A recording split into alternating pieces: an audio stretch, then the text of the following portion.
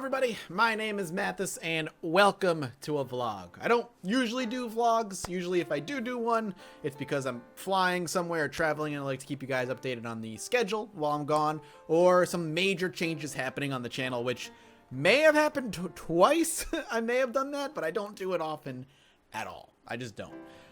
This is neither of those. This is something a little different. I don't think I've ever done this before, and if I have, I apologize. I have a terrible memory, but at the end of every single year, whether I make a video or not, I really like to sit down, look at everything I've accomplished in 2016, kind of pick out what I loved, what I hated, goals that I never reached, or goals I never thought I'd reach and then completely surpassed, and then look to 2017 with that in mind and give myself a few goals for 2017 moving forward. So this is going to end up being a little rambly. I've actually tried to record this video 4 times now and really have not hit the tone that I want.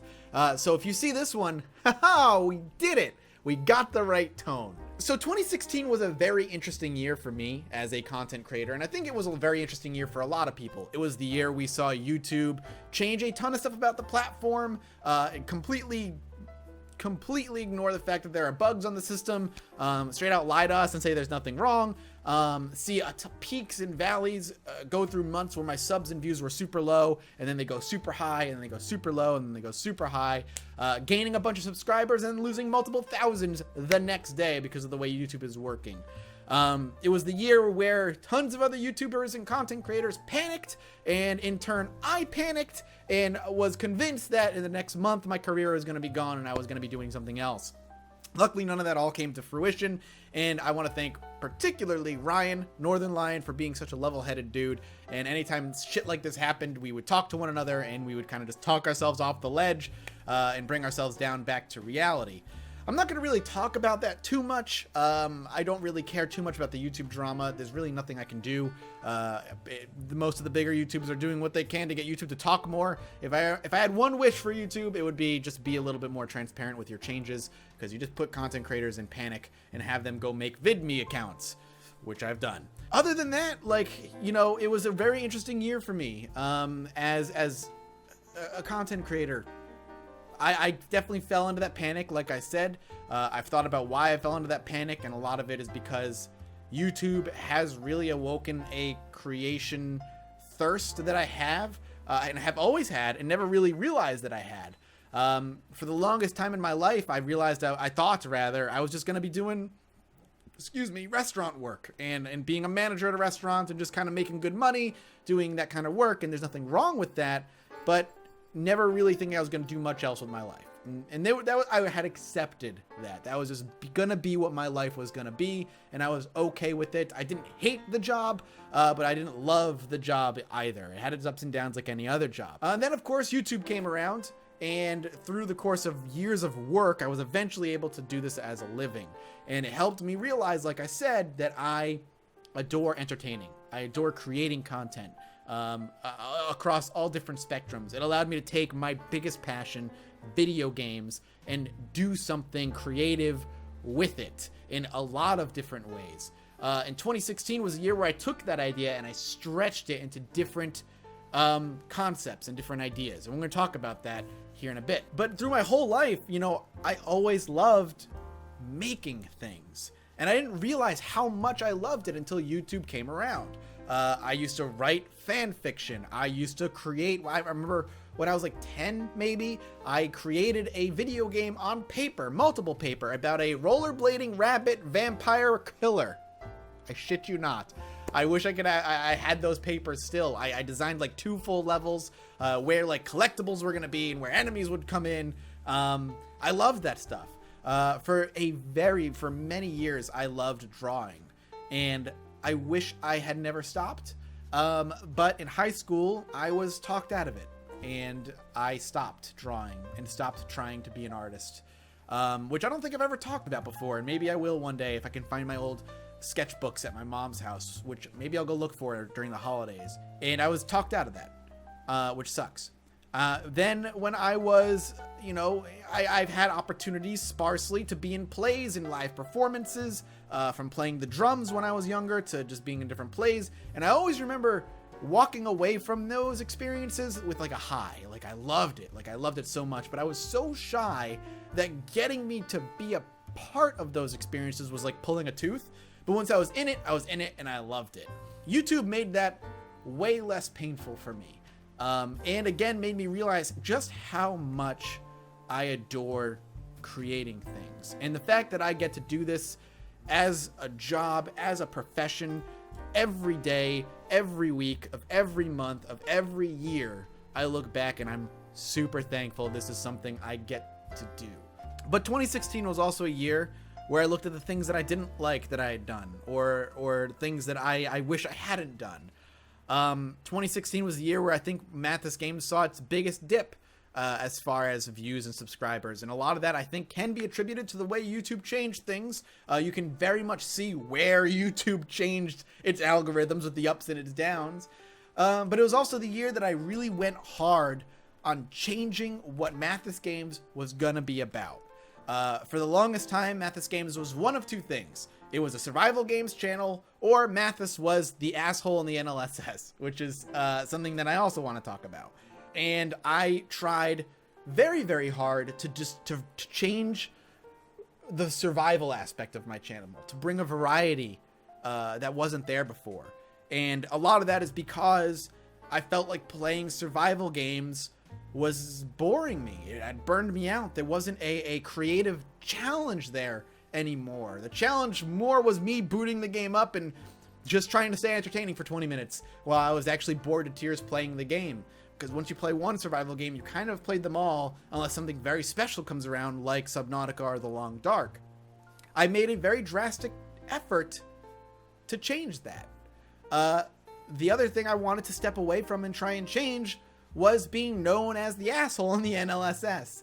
2016 was the year where I read more comments than I really should have. And a lot of that is because I was in a lot more collaborative projects than I had been in a long time. And I very much embraced the idea of being the heel of the group. I very much embraced the idea of the hashtag #FuckMathis meme. I thought it was hilarious. But then I realized there were a lot of people who didn't realize that it was just something I was doing for fun. That I was being the villain because it made things interesting. There was always somebody for you to cheer against. The scumbag who didn't deserve to win because he wasn't playing clean. He was being dirty when he played, and he should lose. And when he did lose, it made like for feel-good, cool stories. And when he won, it meant there was something to come back and be vengeful for. And I loved that idea of telling this story. And I really embraced it in the WWE Tournament of Shame, where I played the villain and I won, and it made for some hilarious matches. And I really embraced it full on there. And it's something that I will continue to do, and realize that there are just dumb people out there who don't understand that it's for fun. There are actual people out there who think Ryan and Nick and Bear and Josh and Dan, who's one of my closest friends, do all of there are people out there who firmly believe that we are not friends and that they play with me out of a sense of duty or pity or something weird like that. And it's so strange. And I know that same sentiment carries over to Nick sometimes for different reasons. I've seen the comments, and it's just so like I sit there and I get blown away that people are that stupid. But humanity is full of bright people and dim people, and sometimes the internet is more full of one than the other. But it also helped push something in me that I knew I wanted to do, and seeing so many people associate me with just those two things, survival games and being being the asshole member of the NLSS crew, made me realize there was so many more things I wanted to do, which is something I already knew early in 2016, but as those things happened, it pushed me more into one direction than it was, because I want to be something more than just like a footnote for some people. Like, hey, he's just that guy who plays a dick on the NLSS. Or he is just the guy who is a dick for those people who think I'm actually an asshole. Or he's the guy who plays survival games. And, 2016 was also a year where I got to meet people I would consider my heroes. Maybe not so much, they were and they are, but in a different way now. And not only meet them, but become friends with them. People who inspired me to even start doing YouTube So Mattis Games as a channel may have seen some of its lowest growth. It's still growing. It's not losing anything, but has seen some of its lowest growth. But what I've done in 2016 has made me the happiest I've ever been. And taking all of that, being known for survival games, being known as the asshole, and then meeting these people and becoming friends with these people who I've been able to sit down with and hang out with multiple times and just become really close with and be friends with, and being inspired by them. And then earlier in 2016, having the Weavers project, which at this point I don't know if I own the rights to or not, which is a whole nother topic for maybe a whole nother video. Really ignited that creativity in me again, where in late 2015 I really wanted to change Mattis Games because I felt like I had hit a creative wall playing only survival games. 2016 ignited a different passion of mine, something that I wanted to do for a very long time. And if you look back at early Mattis Games videos, you'll see it in the scripted content. And so I made the decision in 2016 to create the Judge Mattis channel.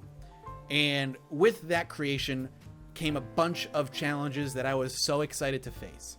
It meant starting a new channel and growing a new channel from scratch and challenging myself again to create something from nothing and do something different, to take my namesake and brand it as something that's more than just Let's Play, and creating an entirely different style of content. And I am so proud of that. If 2016 I walk away with one word to describe my accomplishments and what I've done in 2016, pride, I think, would be the word I'd use. Because for all the lulls and the lows of the Mattis Games channel, there were highs in new projects. To rewind a little bit and talk a little bit about why I launched the Judge Mattis channel, it's because I wanted to create more. Again, I had this little project, Weavers. You can look it up on my Mattis Games channel if you don't know what I'm talking about. Look up Weavers, prototype. It was a scripted cartoon idea for an animated series that I pitched to Disney, and got funded to create the pilot prototype, and it's up there. You can watch it. And I made that, and I stepped away from that when I was done. I had 1 month.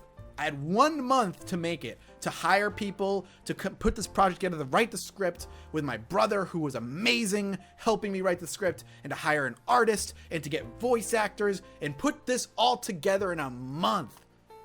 And I did it. And I loved the end product. And I stepped away from that, said, no matter what happens with this project, I need to do something like this again.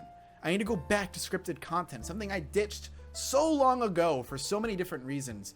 And I needed to go back to it.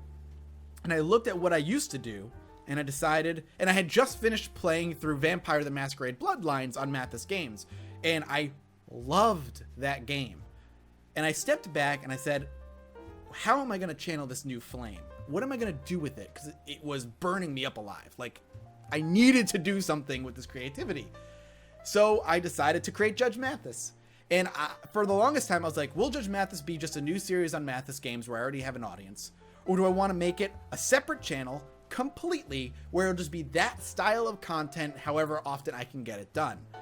And I decided to do that. And the reason I decided to do that was multiple layers. One, putting up a Judge Mattis episode on Mattis Games meant that I was burying it under Let's Play content very quickly. I'd put an episode up, and within 2 days it would be buried and it wouldn't be up on the front page anymore. Two, it would help me differentiate myself, to step aside and be known for something more than survival games and being the heel of a group. Three, it meant a new challenge. It meant, like I said before, starting a channel with zero and turning it into something. And seeing if a lot of it, honestly, was me saying, was Mattis Games a fluke? Did Mattis Games become successful because I worked hard? Or did it become successful because I met the right people?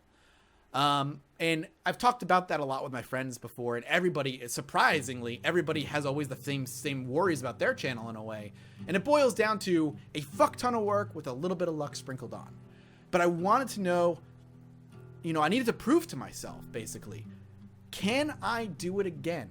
Am I good enough to create a style of content that will garner an audience, that will become profitable, and in a way become its own separate entity? And I wanted to know if I could do it. It was a challenge, and I knew going into it, it could amount to nothing, but I would do it anyway because I actually really loved it, and so I did.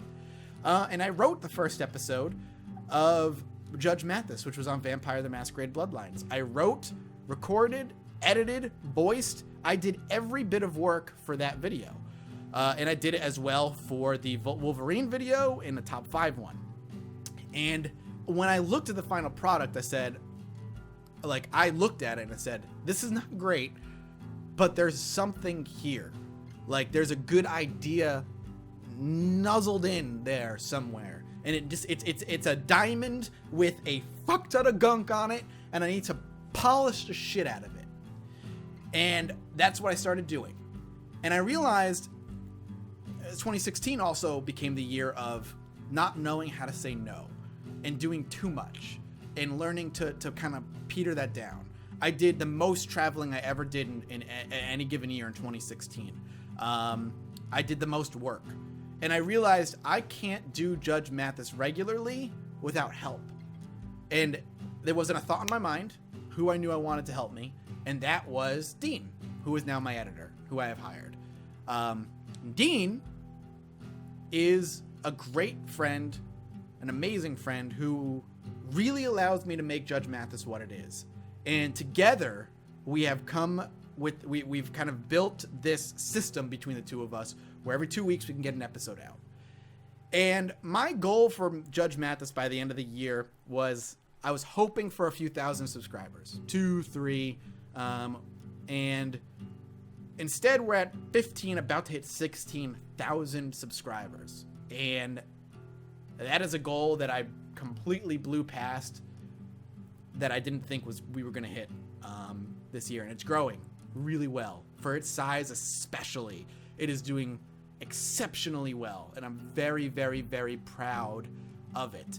And Dean should be proud as well, because his editing style and how fast he can do it compared to how long it took me allows the videos to come out every 2 weeks, which I love.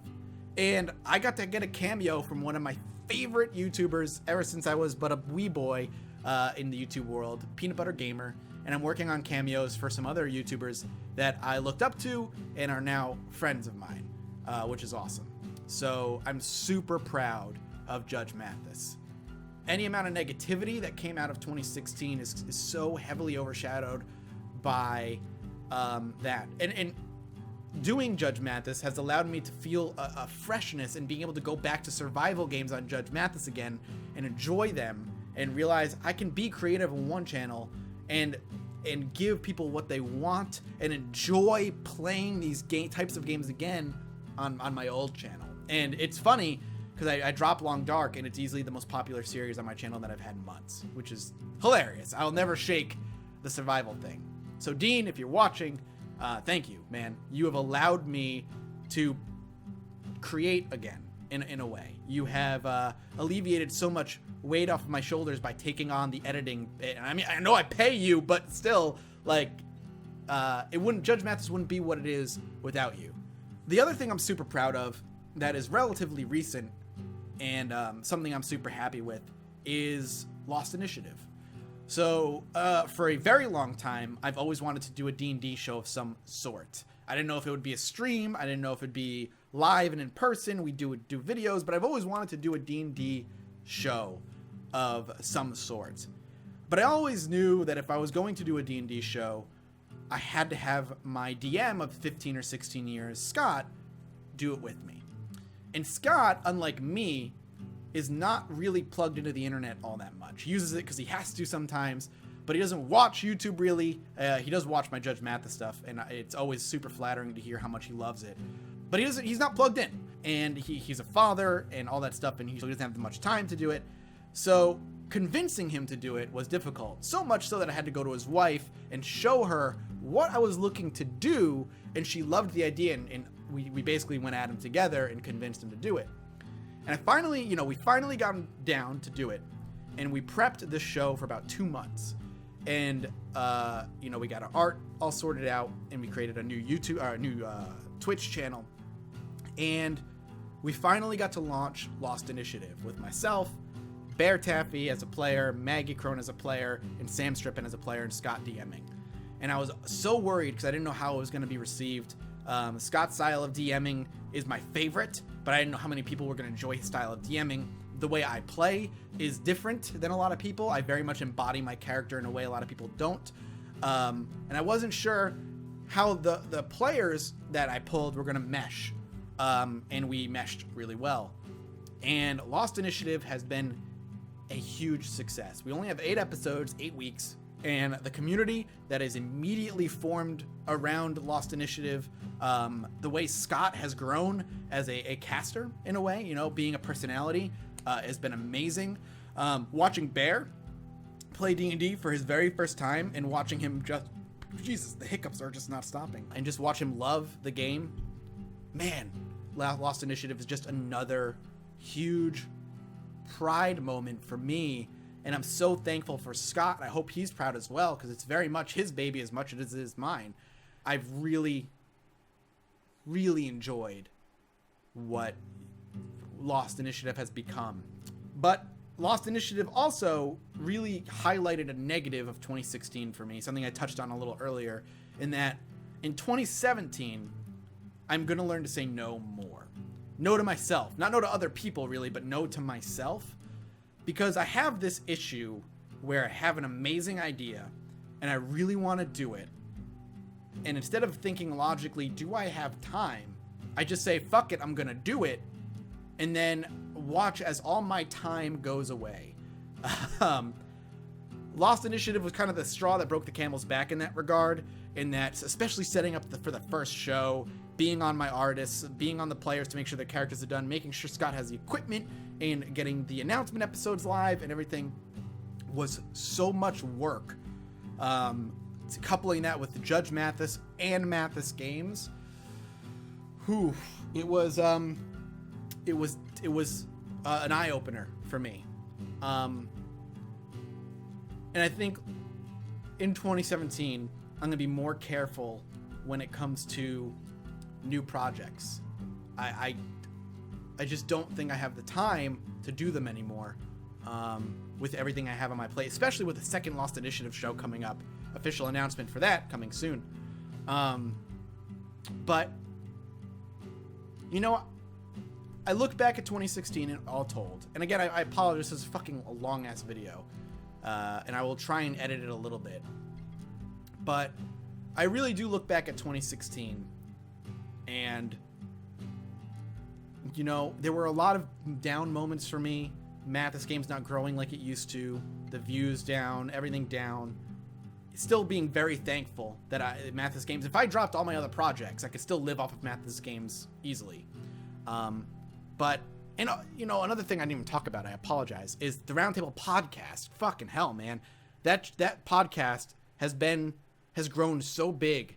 I'm so proud of, Bear put that together. I'm so proud of him. I'm proud of the 4 of us for really being, making that podcast something. And that also takes up another day. You know what I mean? So again, I look back at all the negative that you when you feel the negative, you feel it so intensely and so immediately. When I see numbers being down on Mattis Games, I immediately am worried and it just panic. But when at the end of the year, and I step back and I look back at 2016, and I really take the whole year as a whole. 2016 has been my favorite year doing content ever.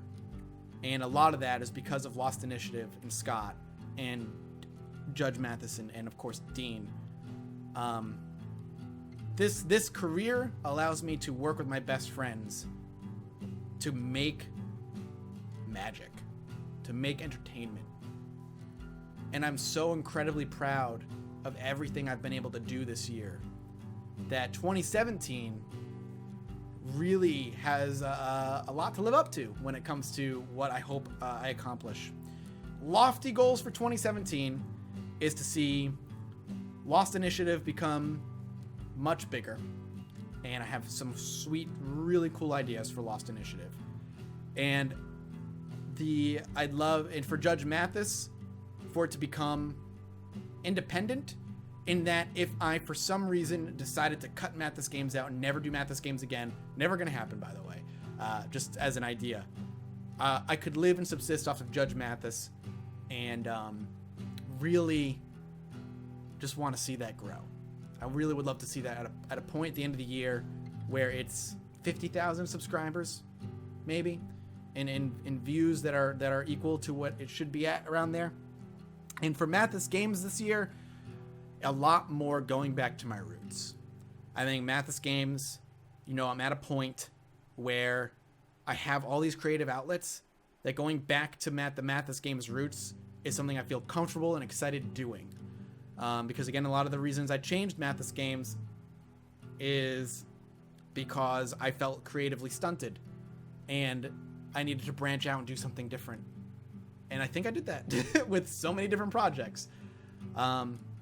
Make more friends, help as many people as I can, and learn to say no to my own ideas every once in a while.